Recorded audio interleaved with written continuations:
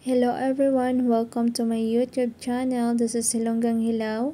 And for today's video guys ay magluluto ako ng creamy pasta bechamel. At ayan, na-ready na yung mga sangkap ng ating lulutuin. At saka nag-prepare na ako ng onions and garlic. And then yung chicken natin na handa na rin. Tapos ilagay na natin yung chicken and vegetable natin. Yung video natin guys today is madalian lang kasi busy ako, marami akong niluluto. So ayan, at na-prepare na yung pasta natin, nasa lagayan na. Ayan, nilagay ko sa gitna yung vegetable and chicken. And after that, ilagay natin yung pasta sa taas. Ayan, continue lang sa paglagay. Ayusin lang natin yung pasta. And then nahanda na din yung bechamel sauce natin.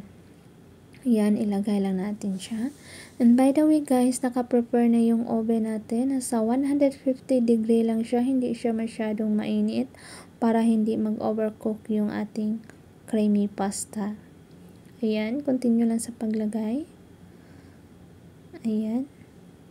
And then ayusin na natin yung mga nasa gilid. Ipa-flat lang natin para maganda yung texture ng ating ginawang pasta. Ayan, saka natin siya ilagay sa oven. Yan, kinuha ko siya ulit at saka nag-add ako ng cheese para mas maganda at mas creamy yung luto natin. Saka natin ibalik siya sa oven. Mga ilang segundo lang guys at kunin na natin siya para siya hindi mag-overcook. Ayan, yan na yung resulta ng ating bechamel pasta. Yan. Thank you for watching guys.